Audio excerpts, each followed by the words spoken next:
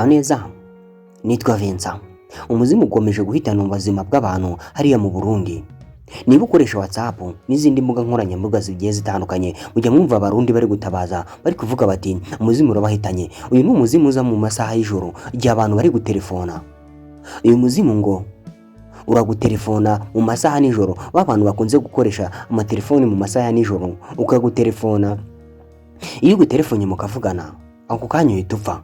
Ibi ni ibintu bikomeye cyane, ushobora kutabyemera, ariko niba ukunze gukoresha WhatsApp, iyo video wigeze kuyumva, niba warayirengagije, ibyo birakureba. Ariko ibi bintu ni ibintu biriho hariya mu Burundi. Rero abantu bakomeje gupfa ariko batazi ikibahitanye kubera kuvugira kuri telefone mu masaha ya nijoro.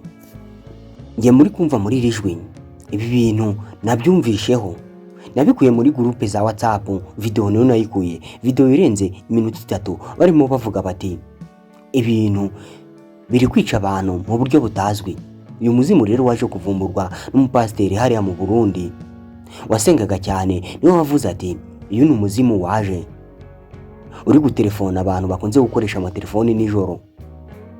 Batelefona, uyu muzimu uragutelefona ukakuganiza, ariko iyo umaze kuwitaba ibyawe biba birangiye. Nta masaha arenze 3 yashira utari wapfa. Ubuhamya bw'abarundi rero bukomeje kuvugisha abantu benshi cyane. Niba utari wabwumva, uzagera ubwumve kuri TikTok. Niba ukunze kuyikoresha, ibi bintu uzagera ubyumve. Ku ma WhatsApp abantu bavugira amagroupe menshi, ni video zacicikanye kandi ni video ziteye ubwoba. Gusa hari ababivuga cyangwa se uko byumva ukagira ngo ni ibintu bapfuye gupapira, ibintu bipfuye kuboneka.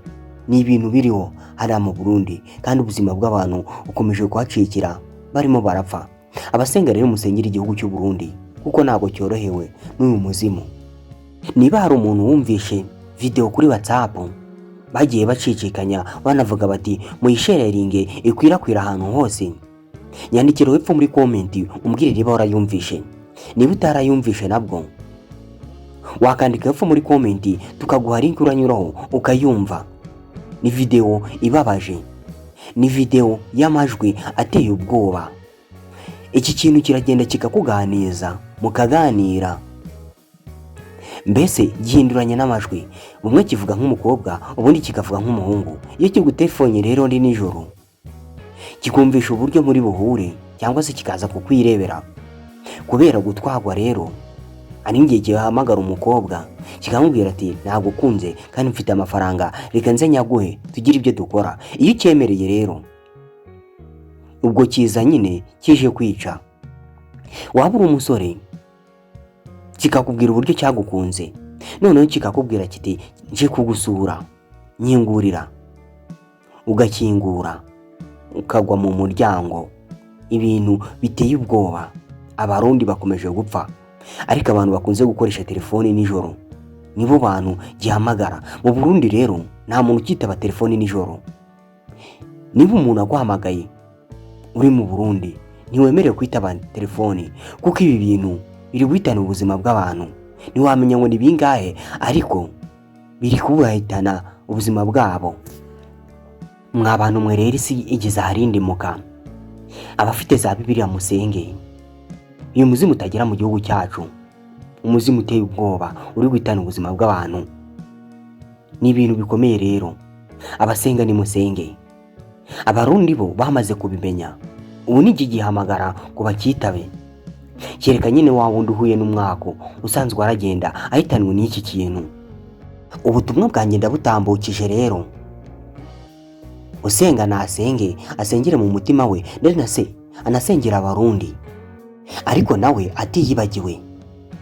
Ngiye ubutumwa bwanjye ndaje kubutambutsa. Uwo umuntu urebye iyi video, gira icyo ukora nawe kugira ngo n'abandi bantu babimenye batari bamenya ibiri kubera hara mu Burundi. Uyu muzimu rero natsindwe mu izina rya Yesu, ukomeje guhitana ubuzima bwa hariya mu Burundi. Abantu b'abarundi bagize ubwoba, abenshi amatelefoni bayavuyeho. Uwo umuntu urebye iyi video, kora share n'abandi bayibone ari benshi babimenye nabo. Nge rero utambukije ubutumwa bwanjye, nitwa Vincent. Kora subscribe niba utarayikora, kugira ngo ubundi butumwa tuzatambutsa buzaba kugeraho mu ba mbere. Mugire ibihe byiza, ndabashimiye.